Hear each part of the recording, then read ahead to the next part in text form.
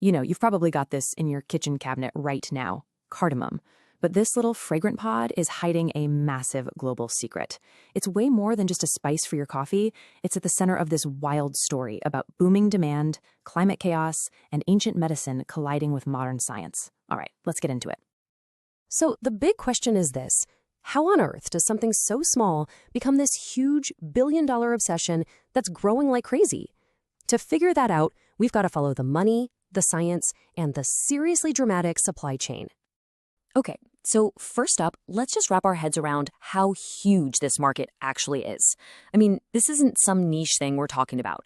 Cardamom is big, big business, and it's definitely earned its nickname, the Queen of Spices. Let's start with right now. The global market is set to hit almost $1 billion in 2026. That is a huge number for just one spice. But get this, as big as that number is, it's really just the starting point. Now, look where we're headed. By 2031, the market's expected to rocket up to almost $1.3 billion. So you can see this isn't just some slow, steady climb. It's a sign that the world's obsession with cardamom is actually picking up speed. And this number right here, this tells us how it's growing so fast. A CAGR of over 6%. What that means is the market's growing by that much every single year, on average. That's some serious, consistent power. So the question is, who's using all this stuff? And this is where it gets really interesting. Look at where all that demand is coming from. The Middle East alone makes up almost a third of all the cardamom consumed in the world. Over there, cardamom's not just another spice you sprinkle on food. It's a huge part of the culture, especially in their coffee, known as gawa. That deep cultural connection creates this massive, steady foundation for the entire market. All right, so we know the market's massive, but why is it exploding like this? What's the engine behind all this growth? Well, it's this really cool mix of super modern trends and very ancient traditions, and they're all firing up at the exact same time. Think of this table as the master plan for cardamom's global takeover. You've got all these different drivers, from people wanting it in fancy drinks and desserts to its deep roots in traditional medicine. Every single one of these trends is just pouring gasoline on the fire. Let's break down the two biggest ones. Okay, so the biggest reason, and it's something you've definitely noticed, is this massive shift to natural, clean label ingredients. We're all getting tired of synthetic stuff and looking for plant-based ingredients that taste good and do good things for us. Cardamom just fits that mold perfectly with its antioxidant and anti-inflammatory benefits. That's why you're seeing it pop up in everything from health drinks to supplements.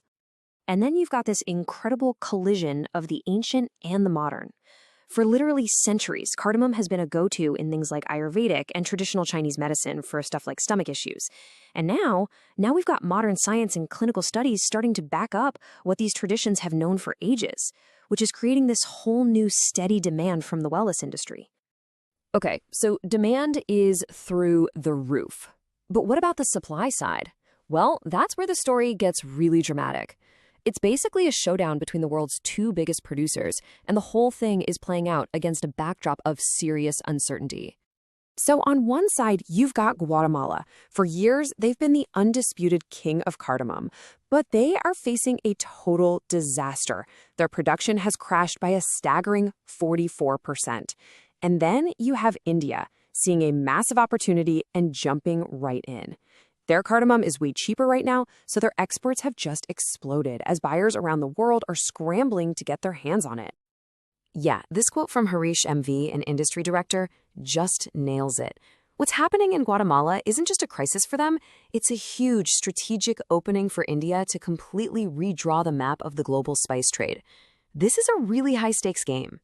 But here's the thing. The biggest player, the real villain in this whole story, isn't another country. It's the climate. Crazy, unpredictable weather, we're talking heavy rains that cause fungus to spread or long droughts, is the huge threat hanging over everyone, making the entire supply chain super, super fragile. Okay, so we've covered the money and the global power plays, but to really get why cardamom is so valuable, we need to zoom way, way in, like down to the molecular level. What is actually inside this little pod that makes it so special? And the answer is something called phytochemicals. It's just a fancy word for these powerful health-promoting compounds you find in plants. These little compounds are the secret sauce. They're what give cardamom all those health powers that are driving so much of the modern demand we were just talking about. And in cardamom, there are two main superstars.